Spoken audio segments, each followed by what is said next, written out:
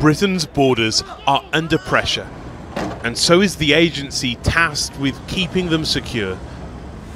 Tonight, News at 10 hears from within Britain's border force the testimony of staff past and present. Alan Dunn left the border force last month. He'd spent 30 years working in ports on customs and immigration. But now he wants to speak out about what he fears is happening. He says Britain's eastern coast has now become vulnerable to illegal immigration. We don't have the intelligence officers on the grounds. We don't have the same sort of mobility that we had in the past, simply to save costs. Because we must satisfy this mantra of reduce, reduce, reduce, reduce. But we're reducing intelligence numbers. We are deficient. We are deficient. And, the bad guys, they know this. They know it perfectly well. They're not idiots. He says staff cuts compounded the migration crisis, and Britain's border force was left with an impossible challenge. My own view is that, and I think this is also reflected by a lot of my colleagues, we were running around trying to plug holes in a dike, and no one was listening when we were saying the water's pouring in. Really, no one was listening. Last night, we revealed how refugees in Belgium are being offered new methods to get to England's east coast.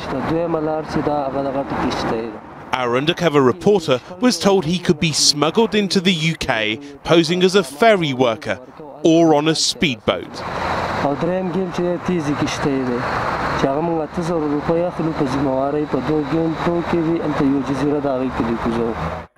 Today we spoke to one serving officer who said too many vehicles go unchecked.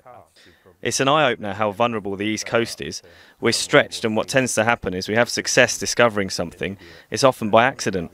9 people were found one weekend. It was flagged up by lorry drivers. They weren't even found by officers. The border force rose from the ashes of the UK Border Agency in April 2012. It was abolished after severe criticism of its leadership.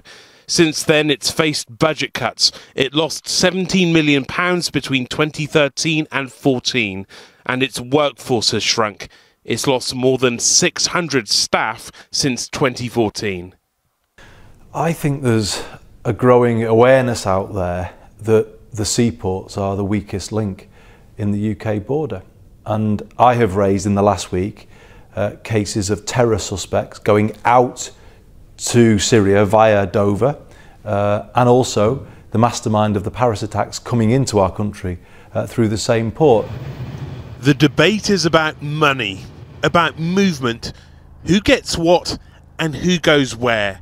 Tonight, the Home Office said all necessary resources are committed to maintain the security of our borders. Rohit Khatru, News at 10.